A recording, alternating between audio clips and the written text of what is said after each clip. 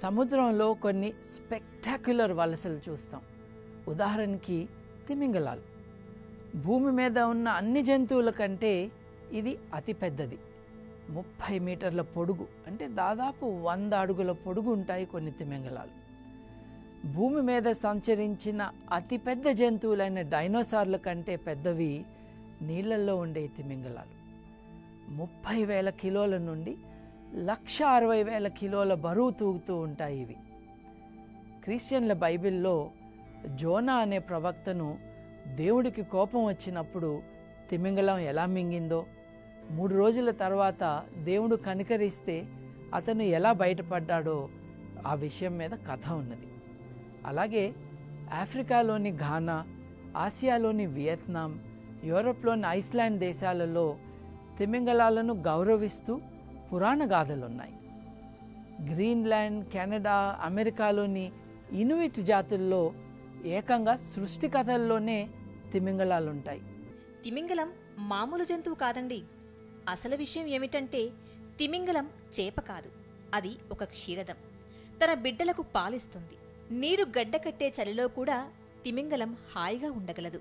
ఎందుకంటే దాని శరీరంపై దుప్పటిలాంటి కొవ్వు పొర ఒకటుంటుంది. దీన్ని బ్లబ్బర్ అంటారు. మిగతా జంతువులకు కూడా బ్లబ్బర్ ఉంటుంది, కానీ ఇంత పెద్ద మొత్తంలో కాదు. ఒకే ఒక్క తిమింగలంలోనే 50 టన్నుల దాకా బ్లబ్బర్ ఉంటుంది. ఈ బ్లబ్బర్ను ఒమేగా-3 ఫ్యాటీ యాసిడ్స్ కోసం, వంట నూనె కోసం, సబ్బుల తయారీ కోసం వాడతారు కూడా. కానీ ఇటీవలి కాలంలో సముద్రంలో కాలుష్యం ఎక్కువ ఉండటం కారణంగా తిమింగలం బ్లబ్బర్లో హానికరమైన పాదరసం, క్యాన్సర్ కారకమైన ఎన్నో రసాయనాలు ఉన్నాయని కనుగొన్నారు శాస్త్రజ్ఞులు. ఇకపోతే అప్పుడే పుట్టిన పిల్ల తిమింగలాలకి బ్లబ్బర్ ఉండదు. అంటే ఉత్తర ధ్రువం వద్ద చలిగా ఉండే సముద్రపు నీటిలో పిల్ల తిమింగలాలు బ్రతకలేవు. అందుకే జీవోత్పత్తికి, బిడ్డలను కనడానికి వెచ్చని నీరు ఉన్న సముద్ర ప్రాంతానికి వెళ్లి బిడ్డల్ని కన్నాక మెల్లగా చలి ప్రాంతాలకు వెళ్తాయి తిమింగలాలు. ఒక్కసారి ఊహించుకోండి, 160,000 కిలోల బరువున్న జంతువు ఈదుకుంటూ చలి ప్రాంతాలకు వెళ్తుంటే ఎలా ఉంటుందో. కొన్ని తిమింగలాలైతే 20,000 కిలోమీటర్లు కూడా ఈదుతాయి సంవత్సరంలో. అవును, అంత భారీ కాయాన్ని వేసుకుని అంత దూరం వెళ్ళకపోతే ఏమి అని అనుకుంటున్నారా మీరు? నేను చెప్తాను ఎందుకో. ఎందుకంటే రొయ్యల కూర కోసం అండి, రొయ్యల కూర కోసం. మరేమో బలీన్ వేల్ అనే తిమింగలానికి క్రిల్ అనే రొయ్య లాంటి జీవి అంటే చాలా ఇష్టం. క్రిల్ ఏమో చల్లటి సముద్రం నీటిలోనే ఉంటుంది. అప్పుడెలా? అందుకే వెచ్చటి నీటిలో బిడ్డలను కనేసి క్రిల్ రొయ్యలను తినటానికి తిమింగలాలు చల్లటి ప్రాంతాలకు వెళ్తాయి. మంచి చేపల కూర దొరుకుతుంది అంటే చాలా దూరం వెళ్ళే వాళ్ళు మనకు తెలుసు, కానీ మరి రొయ్యలు తినటానికి ఎవరైనా 5,000 కిలోమీటర్లు వెళ్తారా ఏంటి? హంప్ బ్యాక్ వేల్ అయితే 8,500 కిలోమీటర్ల దూరం ప్రయాణం చేస్తుంది. మరి ఈ వలసలు ఎందుకంటారు?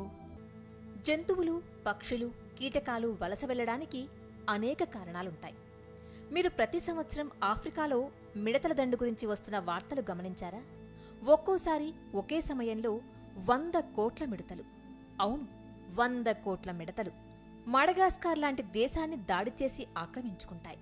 వాటికి అడ్డు వచ్చిన ప్రతి పదార్థాన్ని అవలీలగా తినిపడేస్తాయి. నిజానికి ఆహార సమస్య బాగా ఉన్న ఈ దేశంలో ఇదో పెద్ద విపత్తు. 2013లో జరిగిన మిడతల దండు దాడి తర్వాత ఐక్యరాజ్యసమితి ఇది ఒక పెద్ద ఉపద్రవంగా గుర్తించింది. ఈ మిడతలు ఆహారం కోసం వలస వెళ్తాయి. బైబిల్ కథలలో ఈజిప్ట్లో మిడతల దండు, ప్లేగ్ గురించి ప్రస్తావిస్తారు.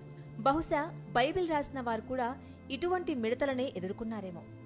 భారతదేశం నుంచి ఆఫ్రికాకు వలస వెళ్లే తూనిగల గురించి మీకు తెలుసా? అవి పగలు మాత్రమే ప్రయాణం చేస్తాయి. కానీ ఎందుకు వలస వెళ్తాయో, వెళ్లిన తూనిగ పెట్టిన గుడ్ల నుండి వచ్చిన తూనిగలు తమ తల్లి ఏ దేశం నుండి వచ్చిందో ఆ దేశానికి తిరిగి వెళ్లాలని ఎలా తెలుస్తుందో ఇప్పటి వరకు శాస్త్రజ్ఞులు నిర్దిష్టంగా చెప్పలేకపోయారు. కానీ జీవ పరిణామ క్రమంలో జన్యువు స్థాయిలో మార్పులే దీనికి కారణమని ఊహించవచ్చు. ఇంకా మనకు తెలిసిన విషయం ఏమిటంటే చేపలు వలస వెళ్లేది గుడ్లు పెట్టడానికి. సాల్మన్ చేపలు నది ప్రవాహానికి ఎదురీదుకుంటూ వెళ్లి మరీ గుడ్లు పెట్టేస్తాయి. దాదాపు ఇలా 120 రకాల చేపలు సముద్రపు ఉప్పు నీరు నుండి మంచినీరున్న నదులలోకి ఈదుకుంటూ వెళ్తాయి. నీటిలోని టెంపరేచర్ మార్పుల కారణంగా ఉప్పు నీరు మంచినీరు తేడాను తెలుసుకోవటం వల్ల ఈ వలస సాధ్యమవుతుంది. ఆంధ్రప్రదేశ్లోని రాజమండ్రి దగ్గర గోదావరి నది అంతర్వేది దగ్గర సముద్రంలో కలుస్తుంది. అక్కడ కూడా చేపలు నదికి ఎదురీదుతాయి. పాశ్చాత్య దేశాలలో ప్రజలు ఎంతో ఇష్టంగా తినే హెరింగ్, సార్థిన్ చేపలు కూడా గుడ్లు పెట్టడానికి చాలా దూరం వెళ్తాయి. ఇవి కూడా నిర్దిష్ట సమయాల్లోనే వలస ప్రారంభిస్తాయి. ప్రతి సంవత్సరం అలాగే జరుగుతుంది కూడా. తాబేళ్లు కూడా అంతే. మన దేశంలో ప్రతి సంవత్సరం ఒడిశాలోని బెహ్రంపూర్ వద్ద ఋషికుల్య, దేవి నదులు సముద్రంలో కలుస్తున్న ప్రాంతంలో ఆలివ్ రిడ్లే తాబేళ్లు వచ్చి గుడ్లు పెట్టడం మనకు తెలుసు.